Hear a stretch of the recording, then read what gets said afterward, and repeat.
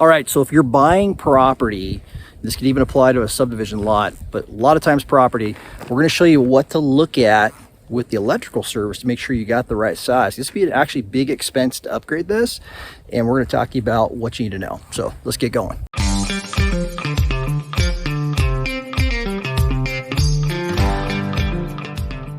All right, so if you're buying property, when you're actually looking at the land or you're doing your home inspection, one of the things you definitely need to look at, how big is the electrical service you currently have? Is it 200 amp? Is it 400 amp? Is it 100 amps?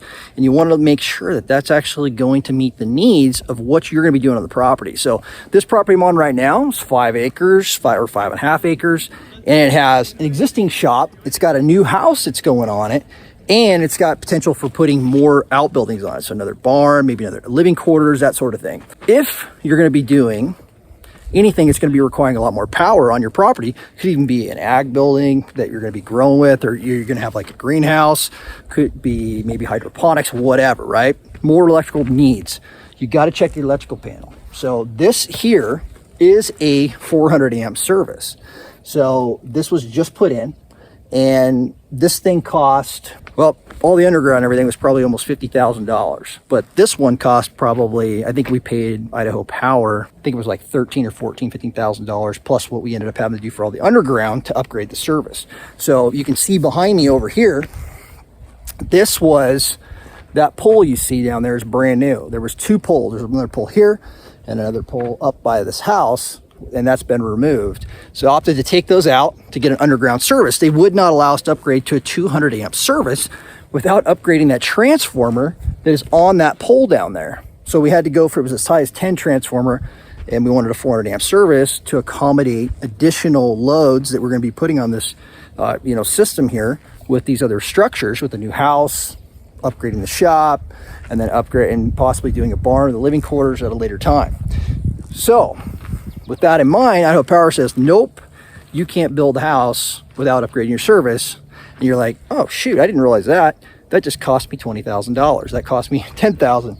It can be different depending on what you do. If we had a couple options here that ranged from like $8,000 up to like, I think we paid them total of about $13,000, 13, 14, 15, something like that.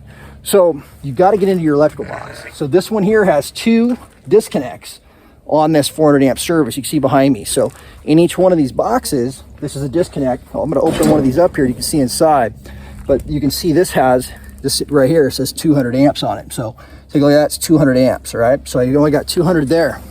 And then this is what you would call your meter base. This is the meter base.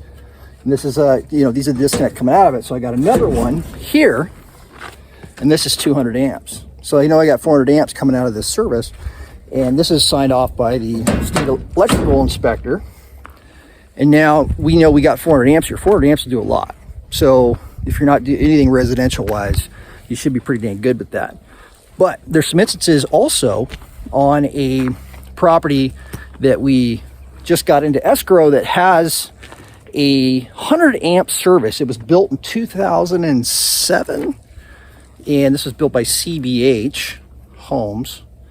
And it has a 100 amp service in it. So if somebody wanted to have, say it was even this is a subdivision property, but somebody wanted to have a shop, or somebody wanted to add an RV, they wanted someone to have an RV hookup that was 50 amps, then what's going to happen is you might have to upgrade that service to 200 amps. So at that point, the next thing you have to look at is you go, okay, well, I got to get a price to upgrade this panel. A lot of times it's easy to upgrade.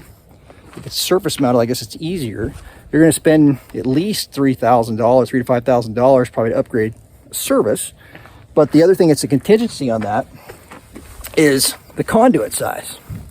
So this is a 3-inch. 3-inch is required for a 400 amp service. So if you go, okay, well, I got 200 amps here, I want to upgrade to 400. It's an underground service.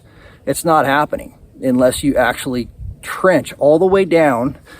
In this instance, is over 250 feet away to that pole and to replace the conduit.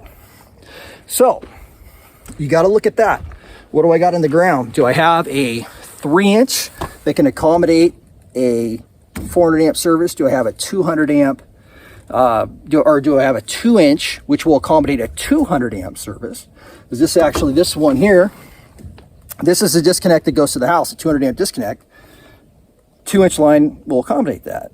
So 2-inch conduit, and we're good. So like that house I talked to in the subdivision, if that thing had 100 amps going to it right now, but say it only had 1.5 inch conduit going over to it, they're going to make you upgrade that conduit to a 2-inch. So it makes it very difficult, depending on where it says, under concrete, under grass, whatever, to get it, to get over to that and replace that, to actually upgrade the service to 200 amps. So you're going to have some limitations. If you're overhead, it might be a little easier, right? Because you can do an overhead drop, and they can upgrade the size of the wire, and not a big deal, other than switching out your meter base to a bigger meter base, and then making sure your breakers and all that are upgraded to handle the additional loads.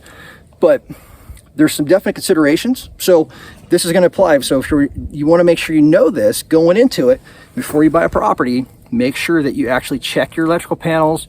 Look at, maybe even contact the power company, call Idaho Power, SDG&E, whoever it might be, and make sure that you're going to be able to get what you want on that property.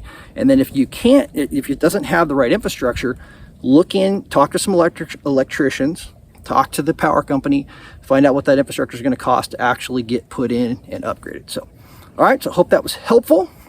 If you need help with any of your real estate needs, go to freemansrealty.com.